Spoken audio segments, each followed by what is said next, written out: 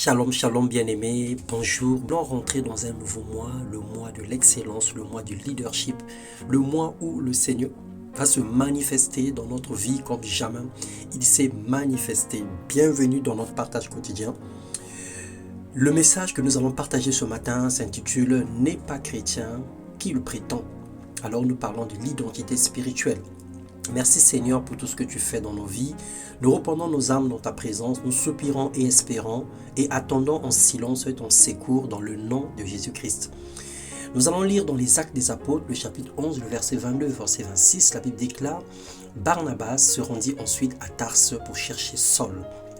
Et l'ayant trouvé, il l'amena à Antioche pendant toute une année. Ils se réunirent aux assemblées de l'église et ils enseignèrent beaucoup de personnes. Ce fut à Antioche que pour la première fois, les disciples furent appelés chrétiens.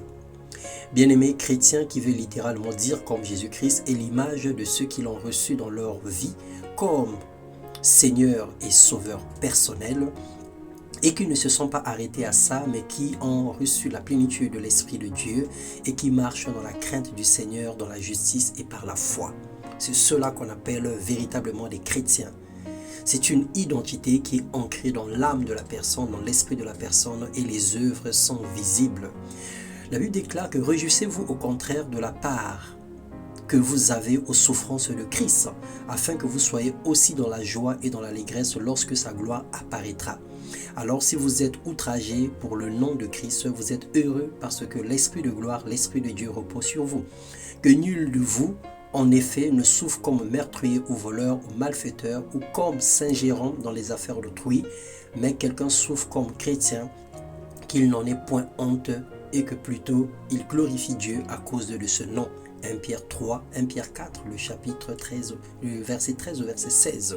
Le Seigneur nous exhorte à regarder la vie chrétienne comme étant un modèle, même s'il y a des souffrances, même s'il y a des épreuves, mais que cela ne nous empêche pas de marcher avec le Seigneur, que cela ne nous empêche pas de l'honorer ou de témoigner sa gloire ou de préserver notre témoignage. C'est un honneur certes, mais c'est un chemin. Ce chemin est néanmoins difficile, épineux. Par contre, l'issue est un bonheur car il n'y a pas de rose sans épines.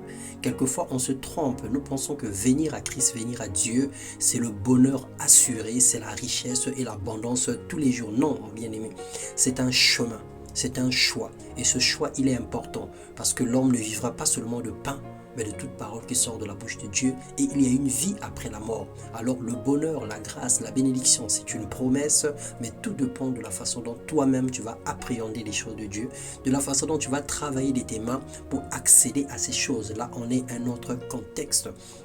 Dans Acte 19, 15 à 16, la Bible déclare « L'esprit malin leur répondit, je connais Jésus et je sais qui est Paul, mais vous qui êtes vous ?» Et l'homme dans lequel qui était l'esprit malin s'élança sur eux, se rendit maître de tous deux et les maltraita de telle sorte qu'ils s'enfuirent de cette maison nus et blessés. Et là on parlait des enfants des 7 fils de Sévas qui se sont proclamés chrétiens et qui sont partis pour chasser les démons, mais le démon ne les a pas reconnus parce que leur vie ne reflétait pas la vie de Christ. Ce n'est pas le fait de confesser Jésus, ce n'est pas le fait de prononcer son nom, ce n'est pas le fait de crier à longueur de journée à tout bout de champ que l'identité de Christ va s'imprimer en nous, mais c'est en menant une vie comme la sienne. Jésus n'est pas venu pour condamner, mais pour sauver. Alors prends une décision aujourd'hui, c'est urgent. Tourne vers lui tes regards, écris à lui. Il interviendra dans ta vie et fera de toi son ami et son serviteur. C'est là seulement que tu seras le véritable chrétien. Tu seras le véritable ami de Dieu. Tu seras comme Jésus-Christ et ta vie peut témoigner. Ta vie peut être une bénédiction pour les personnes de ta famille, pour les personnes de ta génération et les personnes qui t'entourent. Que Dieu te donne un cœur compréhensible, un cœur léger pour comprendre ces choses et de marcher selon celles-ci. Dans le nom de Jésus-Christ, sois béni. Amen.